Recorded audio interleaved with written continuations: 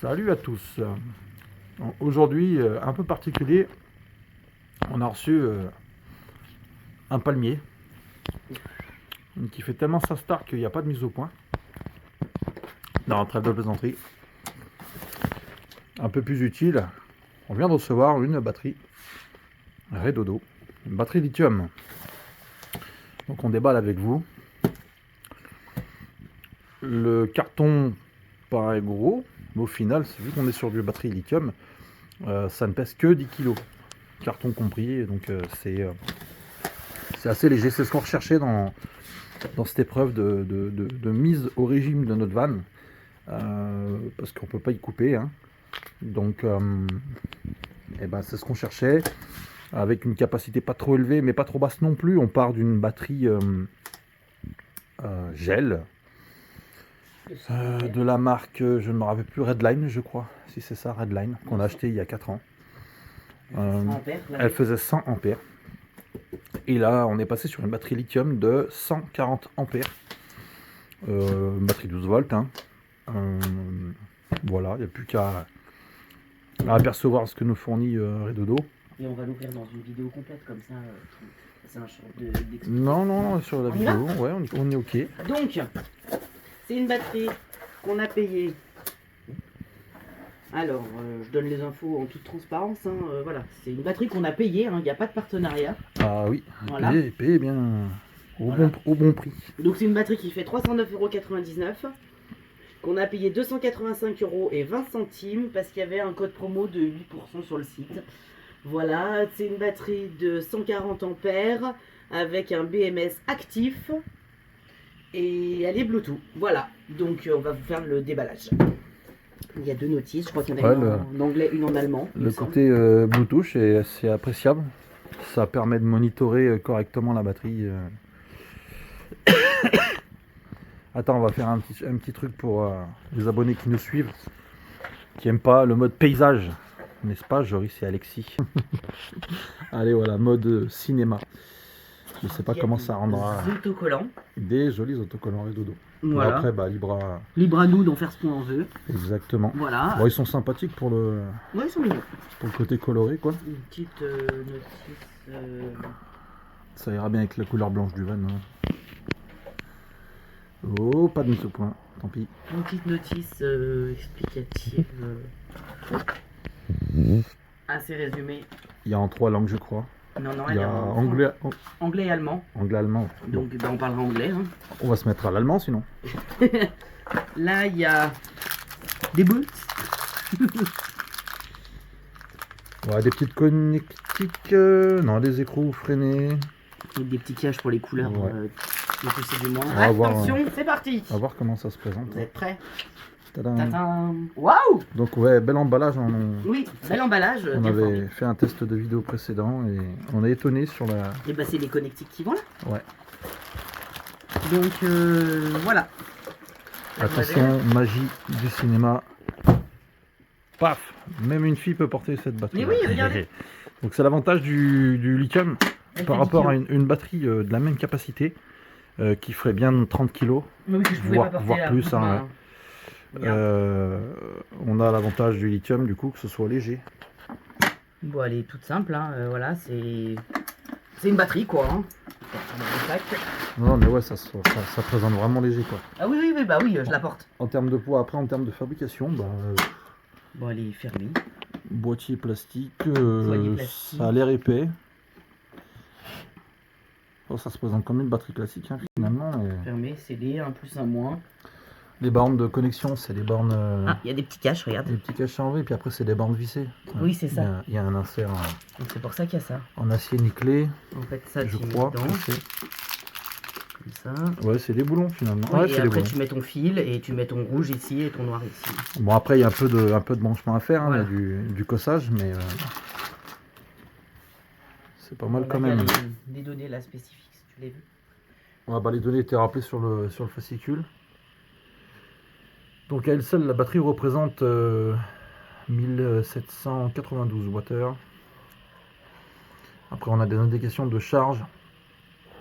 Donc ça nécessite un chargeur très particulier bien sûr. On ne peut pas charger ce genre de batterie avec un chargeur classique de batterie GL, AGM ou acide plomb. C'est une batterie a priori qui a une protection interne, donc c'est dans le BMS, c'est incorporé au BMS. Protection interne contre la surcharge, la sous-charge, il me semble, la température basse, et je dois en oublier un, il y a 4 protections. Donc c'est un peu pour ça qu'on s'est tourné vers ce genre de batterie là. Après, elle a le format d'une batterie de la même capacité GL ou AGM. Hein. Ouais, on n'a pas de mesure, on n'a pas de dimension. Non, pourquoi je peux aller chercher un autre? Non, mais tant pis, c'est pas nécessaire, mais bon. Ça fait pas plus grand que celle qu'on avait. Ah, mais par contre, elle est trop longue, je peux pas aller là. Gel. Bah si, on faut aller la chercher. On va aller la superposer.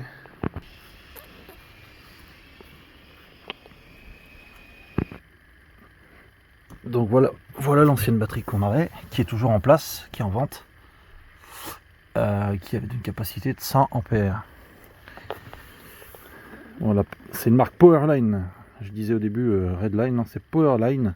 Bon, l'étiquette est de l'autre côté, mais vu qu'elle est encore branchée sur la cause de masse, je ne peux pas la tourner comme je veux. Et du coup, c'est là à côté, qui est vraiment léger, hein, un bout de bras. Elle a une poignée, c'est l'air pratique, je trouve. Hop. Peut-être un tout petit peu. Allez, ouais, un soupçon plus large, plus longue. Par contre, elle est moins haute, ouais. Ouais. Elle est moins haute et je pense qu'elle est un peu moins profonde, on dirait. Profondeur, ouais. Ouais. C'est pas flagrant, mais ouais. Donc ça apporte que des avantages pour la pesée du van déjà. Et puis en termes de capacité, on est sur quelque chose d'avantageux. Après, sans faire un décours là-dessus, mais bon, ça c'est des sources qu'on peut trouver un peu partout.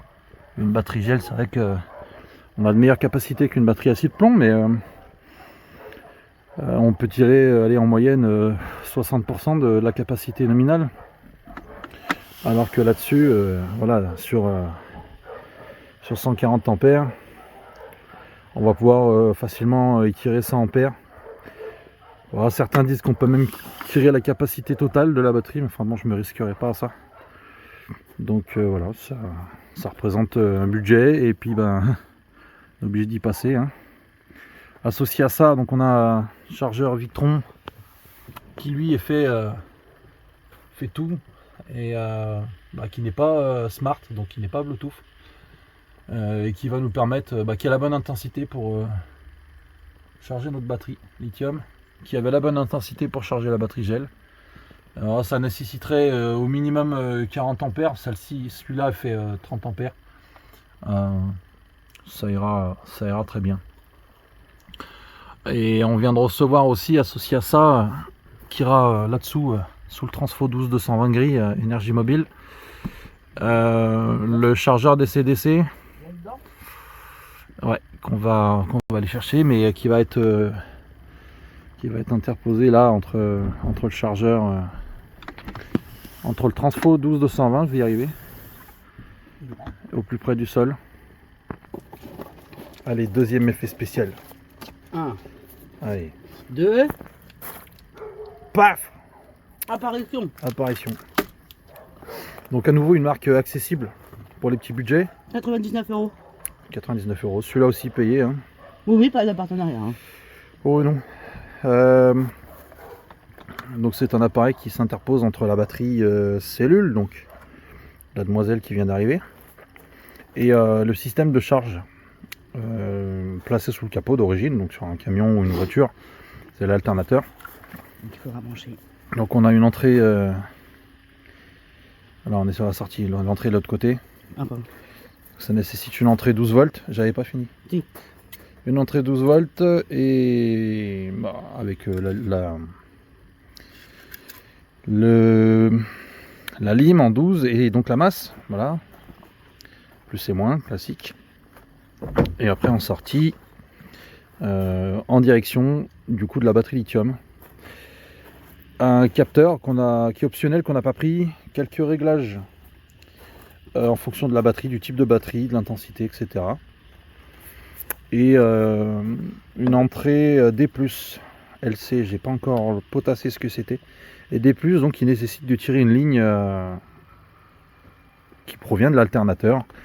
Il va falloir tirer de tout là-bas là-devant un fil en 1,5 carré minimum, fil de 7 mètres, peut-être plus en fonction de comment ça va tortiller dans l'habitacle, et que j'ai obligation de brancher en entrée du chargeur DC-DC. Lui, son rôle sera uniquement de répartir la charge entre la batterie lithium et la batterie moteur.